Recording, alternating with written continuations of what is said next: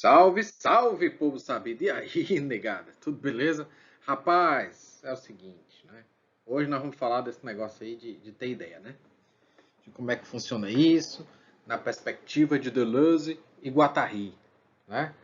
Vamos pensar isso no exemplo da pintura, né? Com Artemisia. E também vamos apresentar num contexto avacalhado, né, de fuleiragem. Aí. Como é que a gente pode pensar esse conceito numa perspectiva frescurística. Beleza? Bora lá. Então bora lá, né, cara? Vamos ver como é que funciona esse negócio aí.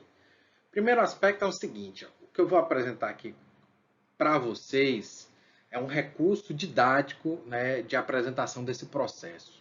O que quer dizer que não necessariamente ele vai apresentar essa perspectiva linear. Né? Então, dito isso, vamos falar aqui de alguns conceitos que são importantes para a gente entender o processo de diferenciação, de atualização, de produção, né, de uma invenção, de uma singularidade, né, da diferença. Dito isso, vamos para o primeiro aspecto que é importante, que é exatamente a violência. Né? Segundo Deleuze, o artista só pensa forçado. Né? Ele tem um determinado encontro e esse encontro faz com que ele pense. Né? Exatamente. Pensar significa produzir diferença, inventar ou ter uma ideia. Né? Então, esse é o primeiro aspecto. O artista só pensa forçado. Beleza. Se ele só pensa forçado, então não se trata de forma alguma de um processo consciente. Ou seja, o cara, rapaz, não estou fazendo nada aqui hoje, eu tenho uma ideia aqui. Né? Não é assim. Por quê? Porque você foi afetado por um acaso, né? Que é exatamente essa violência, que vai se relacionar, vai se encontrar com o território e vai promover um processo de desterritorialização. Né? Para quem não sabe o que é desterritorialização, só ir lá no nosso vídeo sobre agenciamento ali que a gente, né, dá a explicação lá de como é esse negócio aí, beleza? Então, você tem lá, o cara tá de boa, bufo, é afetado por um encontro. Esse encontro, então, fissura, coloca em xeque os esquemas de reconhecimento do mundo. Né? Os esquemas de similaridade, por assim dizer, né? No qual a percepção, né, é afetada ali pelo entorno e o mero reconhecimento é capaz de dar conta do encontro. Né? Ora, quando você tem um encontro violento, isso não acontece. Porque o encontro violento ele problematiza os seus esquemas de recognição de mundo. Forçando, então, um devir, um tornar-se. Né? Então, é por isso que quando você tem esse encontro, você estabelece uma relação com o fora. Né? E isso é muito importante para entender o processo de criação em Deleuze e Guattari. Né? A relação com o fora, a relação com o virtual. Né? E essa ideia é muito interessante. O fora não está exatamente fora. Né? É que, na verdade, esse fora, até então, era indizível. Né? A relação com fora é isso. É aquilo que é indizível, é aquilo que é impensável, é aquilo que é inaudível. Né? O Deleuze vai falando isso para quem cria com sons, para quem cria com a filosofia, para quem cria com a literatura. Né? Então, a criação tem muito isso, de você dizer o indizível, de você pensar o impensável. Né? E é exatamente nessa relação com o fora que você consegue pensar o impensado, ver o invisível. Por quê? Ora, porque quando você está dentro desses seus modelos de recognição, tudo é previsível, né? Em certa medida. Né? Nesse sentido, você só vê aquilo que é visível de acordo com o seu modelo de leitura de mundo. Né? Então, o invisível, ou esse lado de fora, né, ou virtual, é exatamente essas intensidades. Aí ele diferencia, né, a questão da extensão, como dentro dos modelos de recognição, e de intensidade, que é essa relação com os fluxos descodificados. Por que é fluxo descodificados? Né? Porque exatamente estão fora dos códigos de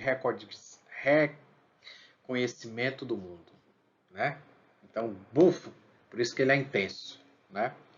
Então, essa relação com o virtual é muito interessante. Essa relação com o lado de fora é muito interessante, que deriva exatamente do encontro. É um encontro que rompeu os seus esquemas de recognição de mundo. Ora, é nesse sentido que para o Deleuze e para o Guattari, o problema de ter uma ideia, o problema de criar, tem mais a ver com uma aliança com o caos.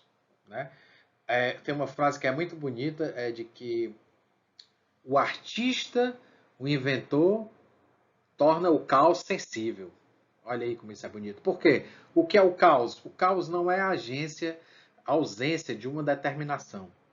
É antes o desencontro desses termos, desses elementos. Né? Então, o que é que o artista faz? Ele inventa uma conexão entre termos até então desconexos, né? Determinações desconexas. Né? Então, ele inventa um monstro do ponto de vista da recognição. Né? Então, por isso que depois na outra aula a gente vai falar, né, que esses blocos de sensações, né, são monstruosidades.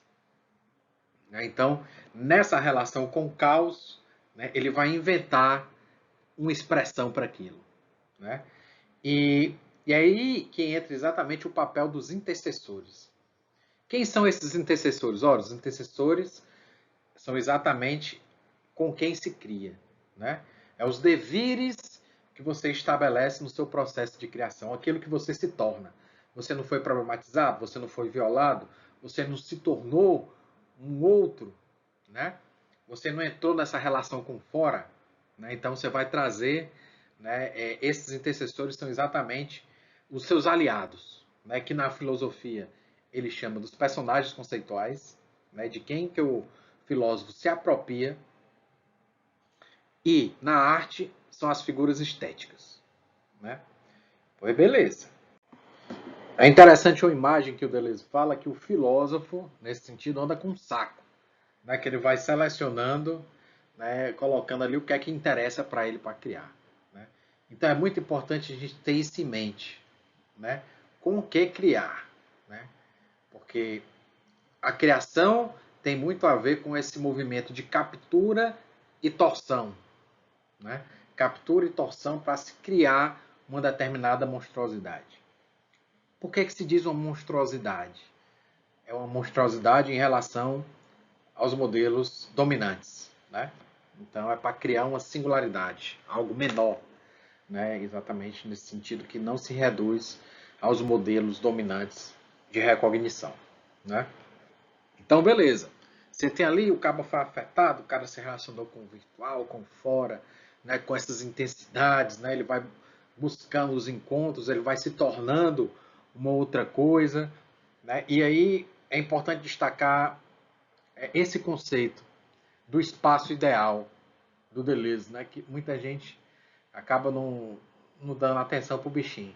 Mas é muito interessante a gente pensar que nesse processo existe esse espaço ideal, que ainda não é um espaço atualizado, né, materializado. Mas é como que a produção, né, desses acordos discordantes que ele fala. Né? É como assim, ó, você está capturando coisas e está selecionando ali no seu saco. Né? E aí você vai botando pedaços de coisas diferentes nesse seu saco. E aí você vai formando. Né? Então, acontece como que que ele chama de simpatia entre os elementos. Né? Ou então a relação melódica. Né? Muito interessante essa imagem. Né? E aí, nesse espaço ideal, que ainda é o que ele chama, né, lá no Diferença e Repetição, ele chama diferenciado, e aí ele vai fazer a distinção do diferenciado para o diferenciado, é importante a gente perceber isso. Né? O que acontece é isso, você tem essa tensão que é o encontro, que é a violação. Essa tensão cria uma bruma de virtualidade, né? Que estabelece relação de simpatia com determinados intercessores. Né? Você captura, né, essa relação melódica ou de simpatia entre determinados intercessores em vez de outros, né? Então, o virtual também é sempre singular nesse sentido, né? É por isso que ele vai dizer diferenciado, né? Porque não é porque você está no virtual, não é porque você está no espaço das intensidades que tudo é igual. Não, são intensidades ali com coeficientes diferentes, né? Então ali estão se relacionando. Então essa ideia de que existe também uma geopolítica das intensidades ou dos afetos é muito interessante, né? Que se dá nesse espaço ideal, né? Aqui a gente ainda não tem o processo de atualização, mas o processo de gestação dos encontros, né? Isso é muito interessante, né? E aí que dá os acordos discordantes. Por quê? Por que gera esses paradoxos? Porque são elementos, né, que vieram de territórios diferentes, que você capturou. E eles estão lá. Por isso que é também paradoxal. Por isso que a arte ela produz esses blocos de sensações que variam de um nível para o outro, né, em sua mesma expressão. Né? O Bacon, né, no trabalho do Deleuze sobre o Bacon, ele vai falar muito sobre isso, né, que a gente vai falar um pouco mais na frente. Né? Então, beleza. Violência, relação com fora, captura de intercessores, coexistência desses elementos que são capturados e torcidos.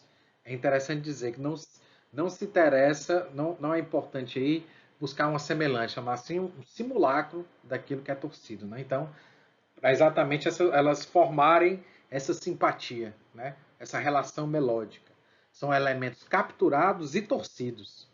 E aí gera esse acordo discordante. Né? Acordo porque eles são conectados por essa simpatia, por essa melodia, mas não é em busca de um consenso. É a afirmação das singularidades. Né? Então é a conexão dos termos torcidos, retorcidos, né? E colados. Né? Mas essa ideia é interessante. Não é também uma espécie de que o Deleuze fala no livro sobre Bacon, não é uma espécie de encaixe, né, ou de quebra-cabeças, porque as peças não se encaixam. Né? Então, é essa ideia de ressonância mesmo, né? Essa ideia de uma relação melódica. Né? Eles não estão ali totalmente encaixados, eles formam um todo indecomponível, mas heterogêneo. Né? Isso é muito importante, porque faz coexistir multiplicidades de. Então, distinguir a relação entre o aspecto de diferenciação, que é o que a gente falou agora, né? Ainda no plano das ideias, do que o Deleuze, lá em Diferença e Repetição, chama do espaço ideal, para o que depois ele vai chamar de uma atualização, né? Sobretudo ali a partir de Bergson. Né? Ou, como ele chama lá em Diferença e Repetição, diferenciação. Né? O processo de singularização. Né? É exatamente quando, para atender as demandas da violência que ele sofreu, e de acordo com as regras semióticas e com os corpos que estão envolvidos no processo de criação, essa ideia é atualizada. Né? Ela ganha uma expressão, ela faz a linguagem gaguejar. Né? Isso é muito interessante que o Deleuze sempre fala, é nesse momento, né? Que ele faz a linguagem gaguejar, ou que o corpo se torna um estrangeiro na sua própria terra. Né? Por que faz a linguagem gaguejar e por que se torna um estrangeiro na sua própria terra? Ou porque ele diz o indizível, né, escuta o inaudível e pensa o impensável. Né? É exatamente porque ele vai produzir essa expressão, e essa expressão ela vacila diante dos modelos de recognição que são dominantes. Né? Então ele está dizendo aquilo que até então não era dito. Né? Ela está produzindo sons daquilo que até então era inaudito. Né? Então por isso é que ele faz essa linguagem gaguejar. Porque o modelo de recognição fissurado é substituído por essa gagueira. Por que é gagueira? Porque ninguém reconhece. Que diabo é isso aí, mano? Porque está falando outras línguas ali, né? O que interessa para Deleuze e para Guattari é exatamente isso. A singularização, os processos de singularidade e não, né, como a gente falou em outras aulas, as constantes. O que interessa são esses picos de desterritorialização e reterritorialização, no caso aqui, criativas, mutantes, né, operadas por essas máquinas abstratas mutantes. Né? Então, é interessante pensar então esse processo de atualização como o processo de produção da gagueira, ou produção de um estrangeiro na própria terra. Que o Deleuze e o Guattari dizem que o problema da arte não é nem o caos. Muito pelo contrário, o que alimenta a arte é esse caos, é essa violência. Né? A arte luta, sobretudo, contra os clichês, né, que são esses modelos de recognição. É por isso que é preciso fazer a linguagem gaguejar. É preciso se tornar um estrangeiro na sua própria terra. Né?